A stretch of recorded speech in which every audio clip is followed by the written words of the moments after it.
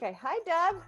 Hi, Maggie. It's good to be here with you today. Thank I'm you. so glad that you wanted to try this with me. So, this is Yeah. Deb Bowen, and I'm going to have her tell us a little bit about her, where you are in your art making practice, and a little bit about your education and something about your journey to becoming an artist.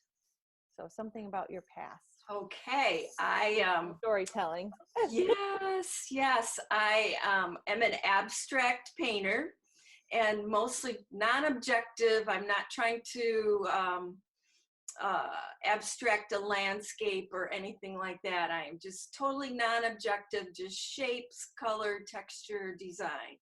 And I started painting about, it's probably between 15 and 20 years ago. I didn't paint my whole life, and I was trained as a dental hygienist and worked in dental hygiene for like 26 years maybe. And I retired from that, went to Grand Valley State University and took all of their basic core art classes as a non-traditional student and got about 30 credit hours.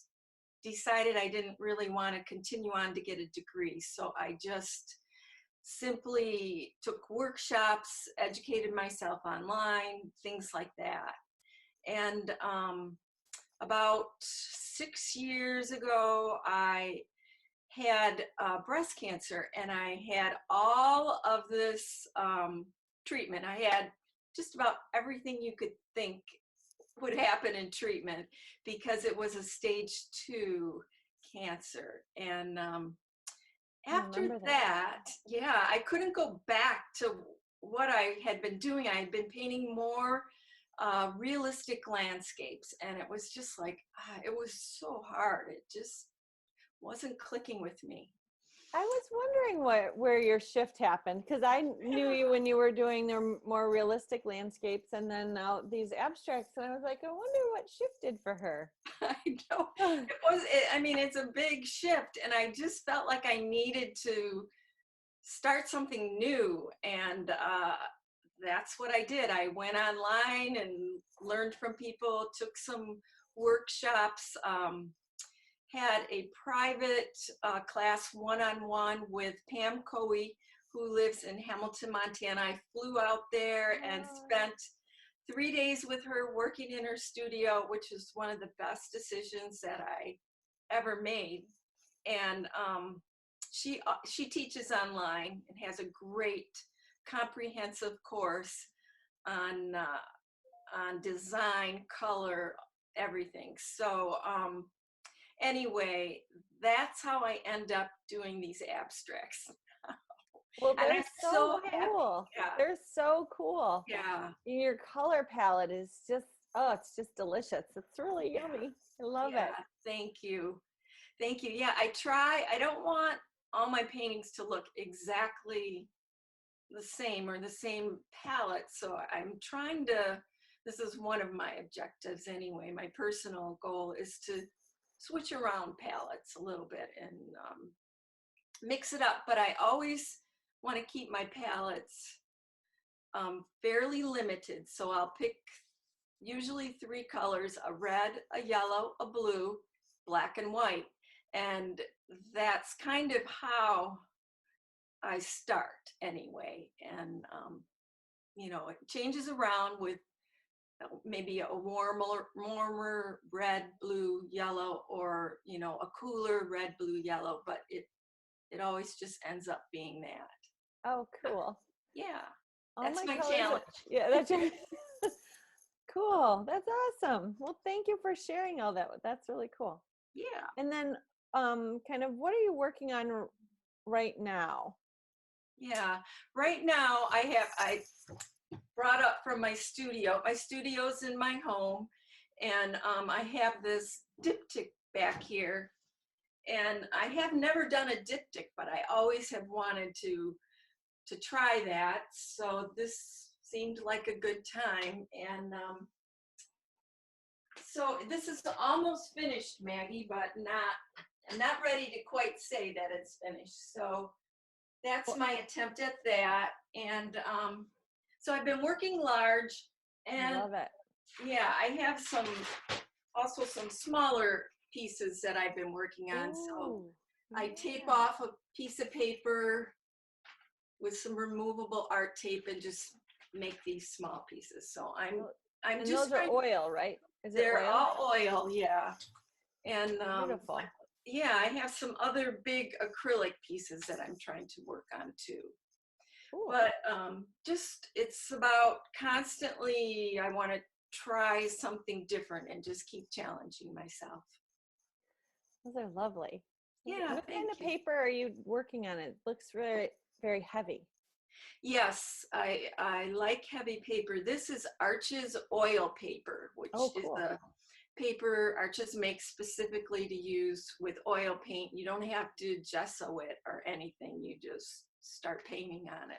Oh, cool. Yeah. Ah, that's awesome. Okay. And then, how has being quarantined affected your artwork? Yeah, I think about that, and I guess I just want to bring out the best in myself. I don't want to focus on, I guess I just want to be a positive, optimistic person. So I just really want that to show through in my artwork all the time.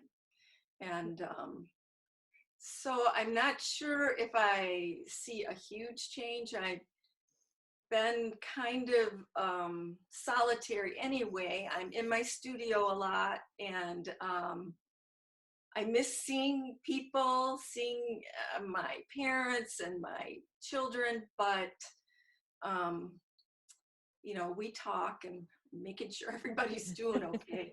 Yeah, So I don't know if it's really changing your changed a practice. whole lot. Yeah. Yeah. Yeah. I don't want to get sick. I don't want anybody to get sick. That's my main thing. Yeah. Yeah, for sure. That's, I don't want anyone to get sick either. It's like I it's so know. worth it just to stay home for a little while and figure this whole Yes. thing out and do the best we can do when we're at home. Right. And what inspires you to make artwork, to create artwork? Um, Where do you think well, that comes from? I think it just comes from a deep desire to make something. I just want to make things, and to use my imagination and experiment and see what happens. I've tried not to be too precious with things. I'll take chances, and this is a good place for me to take chances in my artwork. I don't have to do it out there in the world as much, but I think just color, texture, patina, even gardens, all the different textures in gardens and colors, and just whatever is around me, where I am. I like to travel, and just being in different environments. All of those things inspire me and add to my knowledge of shape, color, texture, all of that. Yeah, for me, I feel like it's like the things around me get translated kind of through me, and you feel kind of like this vehicle for um, creation, I guess. I don't know, Yeah, like yeah. we. It's definitely, it's your filter, your take on the world, because you're doing so much with landscape, with natural plant life material, and pathways and all of that. So that is part of who you are. You're on a path going through the world. Yeah, yeah. I feel like I'm just trying to figure out how to play with paint in a Mm-hmm. way that is somewhat can share a meaningful message or something. But Right. And then what do you think will be the silver lining because of the quarantine? You know, I think with everything, there's a yin and a yang. Like there's a lot of bad stuff because of this. And I feel very bad for the hospital workers and the sick Oh yeah. people and all of that. But what do you Um, think will be a, well, hopefully, it will teach all of us collectively kind of to focus on what is important to us. We have some time. Do we really want to be running around doing 100 things at once, or do we want to kind of pay attention and focus on what we're doing right now? I don't know if you've had this experience before where it's like, how did I get here and why am I doing? I mean, sometimes I'll be in the car driving and get somewhere and I think, how did I get here? And I think that's not good because I should be paying attention to what's going on right here, right now. So that is a hopefully, scary feeling, but I've had that yeah, with your mind is like over here and not right. right. Yeah. Yeah, just to slow ourselves down and pay more attention to what is at hand and even doing the things we do automatically more thoughtfully.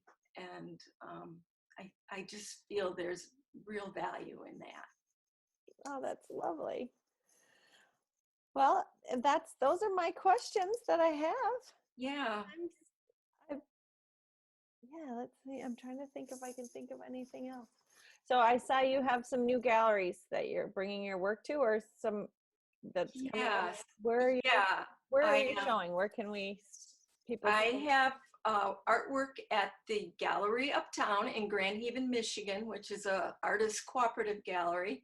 And I also have work at the Higher Art Gallery in Traverse City, Michigan.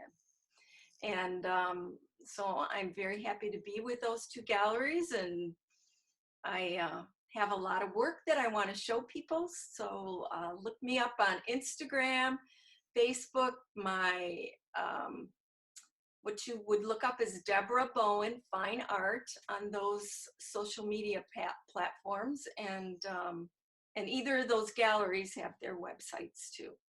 And we'll put those links in the video too if you send those to me too. So Okay. well, it's been Great. fun talking to you. I'm Yes. going to stop this recording, but hang on for a minute.